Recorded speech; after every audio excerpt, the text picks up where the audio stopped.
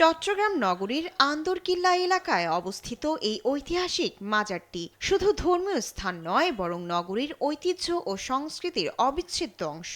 হযরত শাহ আমানত ছিলেন একজন প্রখ্যাত সুফি সাধক, যিনি এ অঞ্চলে ইসলাম প্রচার ও মানব কল্যাণে গুরুত্বপূর্ণ ভূমিকা রাখেন। মাজার প্রাঙ্গণে ঢুকতেই চোখে পড়ে শান্ত পরিবেশ, ধূপের সুগন্ধ আর ভক্তদের দোয়া মোনাজাতের দৃশ্য।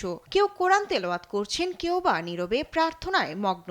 ধর্ম বর্ণ নির্বিশেষে এখানে সবাই আসেন আত্মিক প্রশান্তির খোঁজে। মাহে রমজান উপলক্ষে আজকে যে মাজারে আমানত শাহ রহমতুল্লাহ মাজারে এসে নামাজটা পড়লাম এবং আল্লাহর কাছে কিছু ফরিয়াদ করলাম। রমজান উপলক্ষে শুধু তা না, এমনিতেই এতে কেমন জানি লাগে। রোজ আছে, এখন মাঝখানে যদি চাট করে কোনো কাজে কামে আটকে যায় বা আসতে না পারি, তাহলে এখানে মানে কি নিজের মধ্যে একটা অন্যরকম ভিন্নতা দেখা সৃষ্টি হয়। আল্লাহর ইবাদত করতে আসা, সেটা মাজার হোক, মসজিদ হোক, নিজের ঘর হোক, যেখানেই হোক না কেন, সেটা হচ্ছে আল্লাহর ইবাদতই মেন ফরজ কাজ আর কি। সেটা পবিত্র রমজান মাস হচ্ছে আমাদের অনেক বড় চাওয়া পাওয়ার সময়।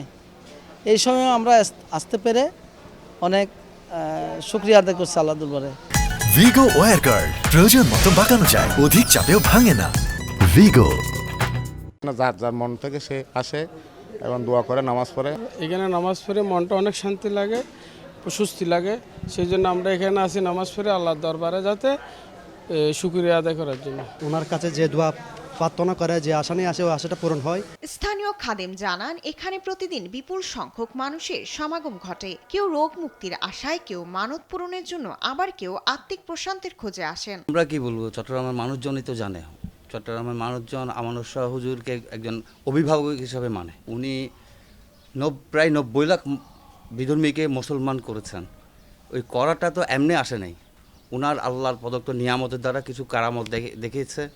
এই দেখানোর সুবাদে অনেক দিনে ইসলামের মানুষও, নন মুসলমানও সবাই আসতো, যেত, আসতে এইভাবেই ওরা ফরিয়াদ করতো, আল্লাহ হয়তো বা কবুল করতো। অনেক দুনিয়া প্রেমিক তার সংস্পর্শে এসে দুনিয়ার মোহ ত্যাগ করে নেককার হয়ে গিয়েছিল। তার মজলিসে বিভিন্ন ধর্ম ও বর্ণের লোকও এসে আধ্যাত্মিক শান্তি লাভ করত। ওনার দরবারে যে কোনো কেউ আসলে উনি খাওয়াতেন।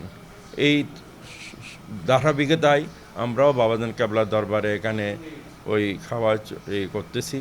এমনি তো প্রত্যেক দিন এক একজনের লোক এখানে ফতিয়ার ব্যবস্থা করা থাকে, গরিব দুঃখীদের জন্য ফতিয়া ব্যবস্থা হয়, ওখানে আপনাদের খাওয়া হয়।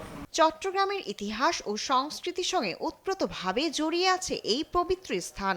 সময়ের পরিক্রমায় বদলেছে নগরীর চেহারা, কিন্তু অটুট রয়েছে হযরত শাহ আমানতের আধ্যাত্মিক প্রভাব। হযরত শাহ আমানত 1793 খ্রিস্টাব্দের পরে ভারত থেকে চট্টগ্রামে আসেন। তার পূর্বপুরুষের নিবাস ছিল ইরাকে। তিনি বড় পীর হযরত আব্দুল কাদের জিলানীর বংশধর ছিলেন। চট্টগ্রামে দীর্ঘদিন অবস্থান করে ইসলাম ও মানবতার কল্যাণ করে 1187 হিজরির 31 জিলকদ তারিখে 125 বছর বয়সে ইন্তেকাল করেন। পরে তাকে লালদিঘির পূর্ব পারে খানকা শরীফে সমাহিত করা হয়। শায়লা খান, নিউজ ডেস্ক, দেশ টিভি।